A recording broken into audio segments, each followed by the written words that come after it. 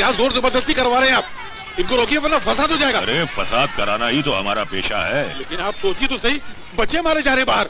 देख बंद हो गई नारेबाजी। सुन रिया है बाहर की खामोशी? अरे जिस इलाके में हवा भी हमसे पूछती है कि किस दिशा में जाना है, वहां कोई माई का लाल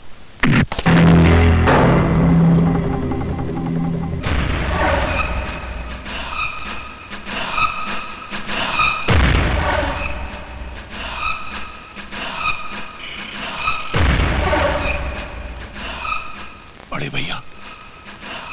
अच्छा हुआ तुम अपने आप खड़े हो गए। अब ऐसे ही अपने पैरों पर गोल गोल घूमते हुए इस कॉलेज से बाहर निकल जाओ। मेरी तरफ क्या देख रहा है? चल जाए और ले जा अपने बेटे को भी। मैंने इसे कॉलेज से निकाल दिया है। तक का बच्चा मुझे तैरना सिखा रिया था।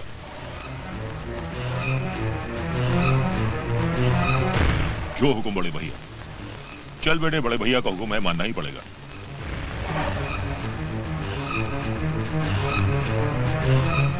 बहुत अच्छा किया, बहुत सही वक्त पर आ गए आप। ये आदमी बंदूक दिखाकर अपनी मनमानी पूरी कर रहा था। प्रिंसिपल साहब, जो बंदूक दिखाते हैं वो बंदूक बहुत कम चलाते हैं। इन बुज़दिलों की बंदूक से कहीं ज्यादा लोहा होता है एक आम आदमी के बाजू में। सही कह रहे हैं आप, बिल्कुल सही कह रहे हैं। बुज़दिल हो गया तुम्हें।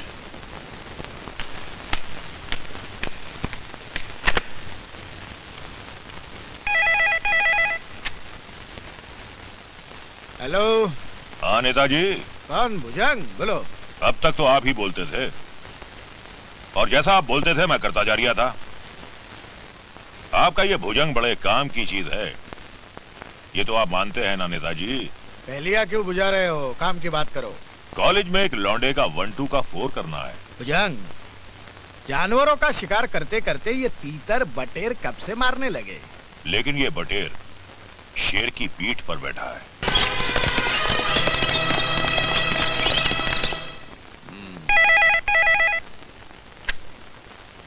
डॉक्टर जोशी है? डॉक्टर, वहीं बने रहना चाहते हो तो अस्पताल में अभी एक मरीज आ रहा है, उसे अस्पताल में भर्ती मत करना। भर्ती नहीं करना? कौन बोल रहे हैं आप? भुजंग। भुजंग जी आप? क्यों, नाम सुनकर घिग्गी बंद हो गई ना? हमारा हुक्म नहीं माना तो रहेगा उसी अस्पताल में, डॉक्टर बनकर नहीं, मरीज बनकर। जी मैं समझ गया। कॉलेज का एक लौंडा है, चाकू का गहरा जख्म लेकर आ रहा है, उसे बाहर से ही भगा देना। अबे समझ रहा है ना? जी मैं समझ गया जनाब, उसे भर्ती नहीं किया जाएगा। ठीक है। अरे आप कैसी बात करते? इसका नल के माफी खून निकला, इसकी जान बचाओ नहीं तो दम निकल जाएगा इसका। तो मैं क्या कर सकता हूँ? अरे तुम लोग इसे अंदर क्यों ले आए? जब बेड खाली नहीं है तो कहाँ एडमिट करोगे? जाओ इसे एम्बुलेंस तक छोड़ के आओ। ये किधर भी नहीं जाएगा, इसका इधर ही इलाज होएगा। कैसी बातें कर रहे हैं आप डॉक्टर साहब? इतनी सीरियस हालत में से हम कहाँ ले जाएंगे? मैं ये सब बताने के लिए यहाँ नहीं बैठा हूँ। देखिए डॉक्टर साहब, कम से कम आप इसे एक बार देख तो लीजिए please. I am sorry, I can't touch him, this is a police case. और जब तक चलना, तेरे पुलिस केस को कुछ बोलूंगा अभी। सारा मरीज का इलाज तो करता नहीं है, कायदा कानून से करता है। तू इसका इलाज करता है कि नहीं बे? विजय, विजय, क्या हुआ मेरे बच्चे को? डॉक्टर साहब, मेरे बेटे को बचा लीजिए। अगर यहाँ पड़ा रहा तो मर ही जाएगा। अबे तेरी कोई औलाद नहीं है? अरे माँ का दर्द समझता नहीं है तू? छोड़। साला डॉक्टर है कि जानवर है? छोड़। कसाई की औलाद, पत्थर दिल, जानवर। दादागिरी है, इसे कोई नहीं छुएगा। This is my order.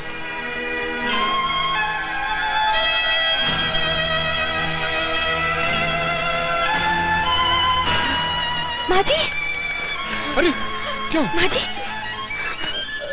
माँ जी, माँ जी। डॉक्टर,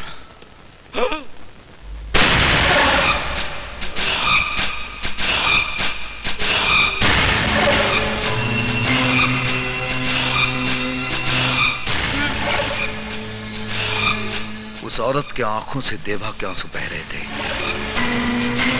उस लड़के के जख्मों से देवा का खून बह रहा था। उसे कहीं कुछ हो गया तो सारा खून खींचकर तेरी नसों में इतना बारूद भर दूंगा कि तू जिंदगी भर चलता रहेगा, समझा?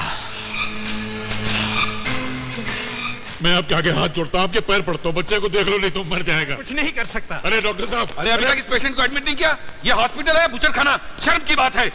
डॉक्टर, नर्सेज, फौरन आईसीयू में आओ। Follow me, hurry up, hurry up. अचानक काया पलट कैसे हो गई?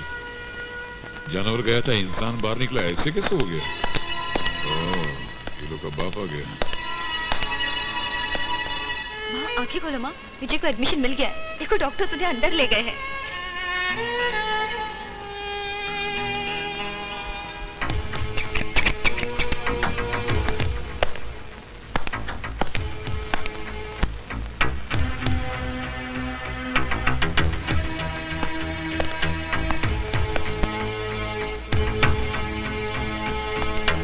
ये सब हुआ कैसे? वो विजय कॉलेज की तरफ आ रहा था तो सामने से आदमी भागते और एकदम झटके से चाकू मार के भाग गया उधर से। किसी ने उसे देखा? हाँ, मैंने देखा।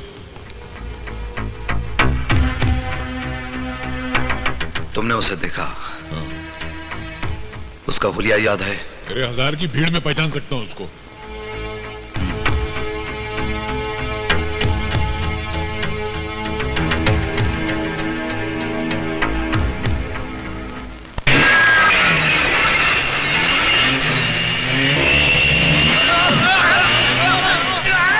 रोको रोको, अरे भैया मोटरसाइकिल सवारो, मेरे घर को हाईवे समझकर घुसे चले आ रही हो। रोको भैया, इन्हें रोको।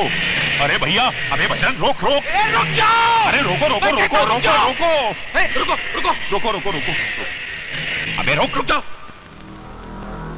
खिलाड़ियों, अरे भैया कौन सी टीम के हो तुम लोग? कौन सी टीम के हो?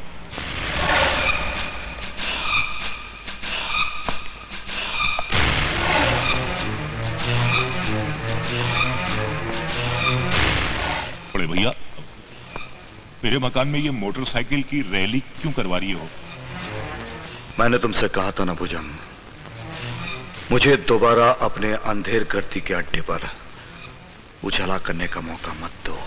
बड़े भैया, भले मेरा घर फूंक दो, मेरे इस मकान को मकबरा बना दो, लेकिन भैया मेरा कसूर तो बताओ। विजय पर हमला। विजय?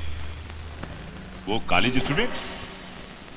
अब भुजंग इतना बड़ा खलीफा नहीं है कि आपकी खिलाफत करवा सके और उस विजय पर हमला करा सके जिस पर आपकी खास मेहरबानी है। बड़े भैया, मेरे घर की वो खिड़की जो कॉलेज की दिशा में खुलती है ना, मैंने तो वो भी बंद करवा दी, आपकी कसम। उस हमले का मेरे पास चश्मदीद गवाह है। अपने आदमियों से कहो कि सीधी लाइन बनाकर मेरे सामने खड़े हो जाए। चलो उठो उठो उठो उठो, बड़े भैया के सामने लाइन लगाओ, खड़े हो जाओ, शाबाश, खड़े हो जाओ, लाइन लाइन लाइन। हाँ राजाराम जी। जी साहब। इनमें से कोई था?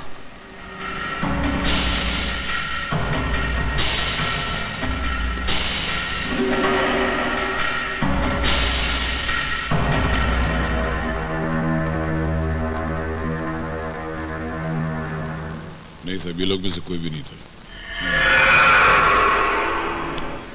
अगर विजय पर हमले से तुम्हारा कोई ताल्लुक निकाला है ना भुजंग, तो आज तो फिर भी तुम्हारी मौत आसान होती, क्योंकि देवा की अदालत में सजा जितनी देर से मिलती है, मौत उतनी ही दर्दनाक होती है।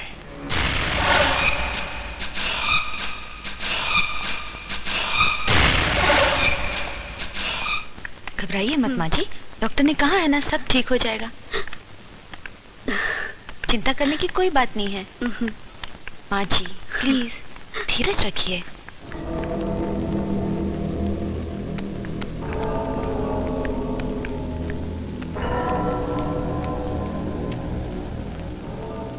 हाँ हाँ, मैं तुम्हें बता दूंगा। मैं तुम्हें बाद में फोन करता हूँ।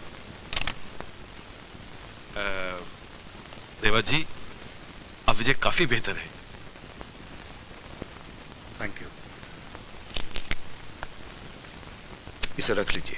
इसकी कोई वैसे कब तक इसे हॉस्पिटल में रहना पड़ेगा? जख्म भी ताजा है, 10-15 दिन के लिए चलना फिरना मुमकिन नहीं है।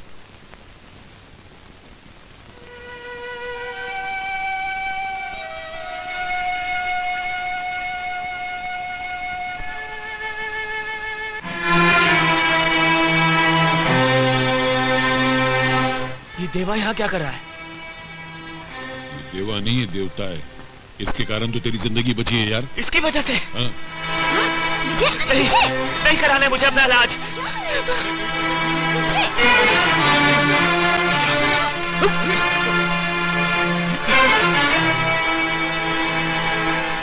कुछ पापों का प्रायश्चित नहीं होता।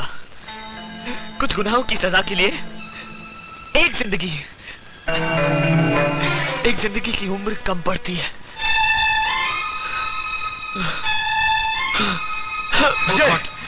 डॉक्टर, डॉक्टर जल्दी उठाओ इसे, उठाओ डॉक्टर।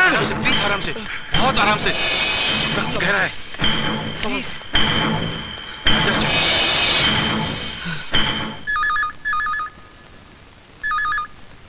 हेलो।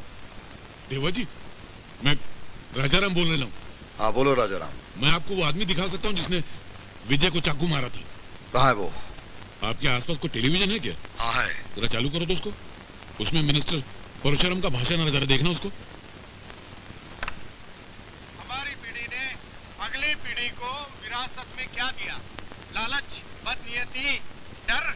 आज हर आदमी अपने अपने स्वार्थ के बिल में घुसकर अपनी सुरक्षा के बारे में सोच रहा है। इतने खुदगर्ज हो गए हैं। वो परशुराम की किस तरफ है? वो मिनिस्टर के सीधे हाथ पे 2 कदम पीछे एक गंजा आदमी खड़ा दिखता है आपको? वो है। पराये दर से ना हमारी आंखों में आंसू आते हैं और ना ही हम हाथ बढ़ाकर दूसरों के आंसू पूछते हैं।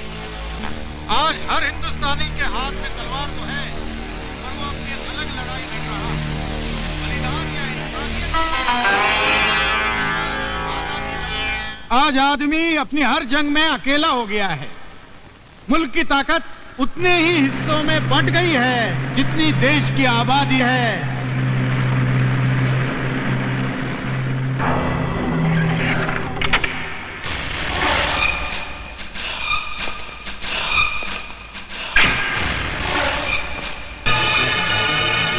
आज हम इतने कमजोर हो गए हैं कि कोई भी आकर हमारी हस्ती पर कब्जा कर सकता है।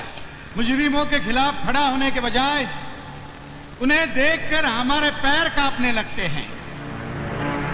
यही वजह है कि गली गली, मोहल्ला मोहल्ला, सड़क सड़क, शहर शहर ये नए नए असामाजिक तत्व पनप रहे हैं।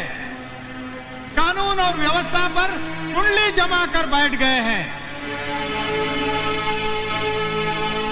ये दादा लोग हाथ में हथियार थामकर आवाम पर हावी हो रहे हैं।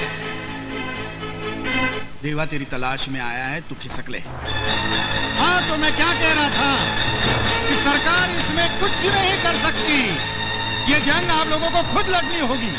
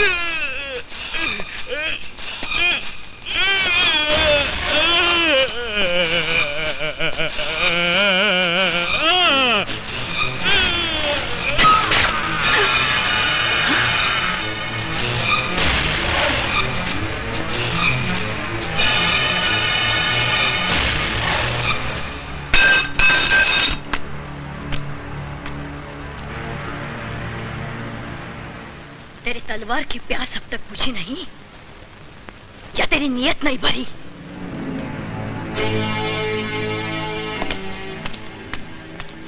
ए बहन, मुंह खोलने से पहले कुछ सोचना चाहिए। जानती नहीं वो कौन है? मुझसे ज्यादा इसे और कौन जान सकता है? ये मेरे पति का कातिल है।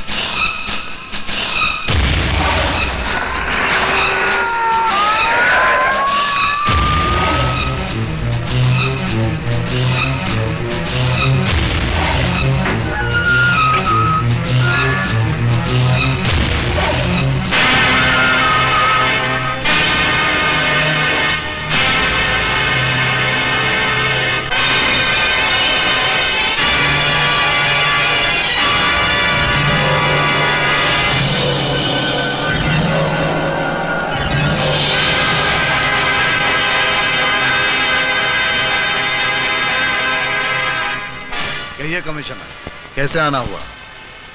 तुम्हें वार्न करने।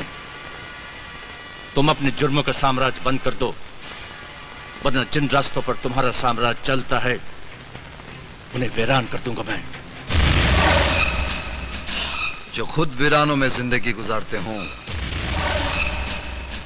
उसे वीराने की धमकी मत दो कमिश्नर।